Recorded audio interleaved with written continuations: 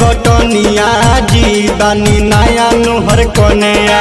कैसे होई चैत में कटनिया जी बानी नया नोहर कन्या।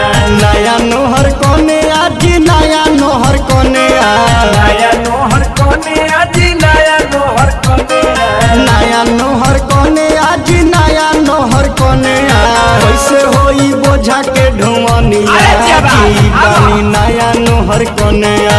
कैसे होई चैत में कटनिया जी बानी नया नोहर कन्या।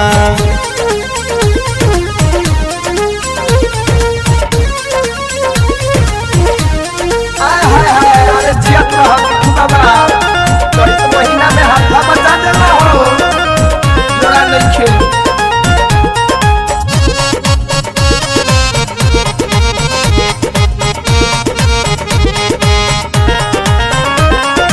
रउआ तो चैत में घरे नहीं आई में। घरे नहीं आईब जी घरे नहीं आईब। कैसे अकेले हम खेतावा पजाई में। खेतवा पजाइब जी खेतवा पजाइब। रउआ तो चैत में घरे नहीं आई में। कैसे अकेले हम खेतावा पजाई में। पड़ल जाता मोर पर सोनिया जी बानी नया नोहर कन्या। कैसे होई गेहूं के कटनिया जी बानी नया नोहर कन्या। अरे जिया बाग जोड़ा बा चौथ महीना में गाता बचा दो ए बिकू बाबा। हाय हाय हाय हाय क्या बात है। आज देखो तो ना इधर उधर मामा चौथ के लहान लूटता रे। ए मामा मामियों के बुलावा हो।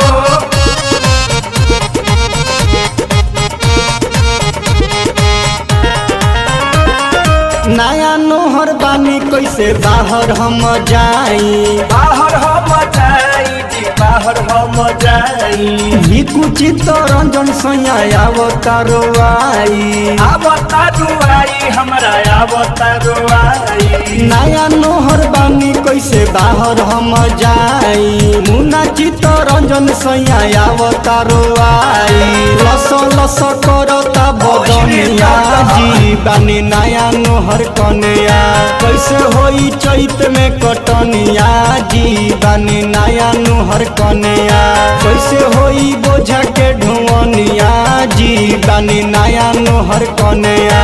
कैसे होई चैत के कटनिया जी बानी नया नोहर कन्या। ए चैता हो।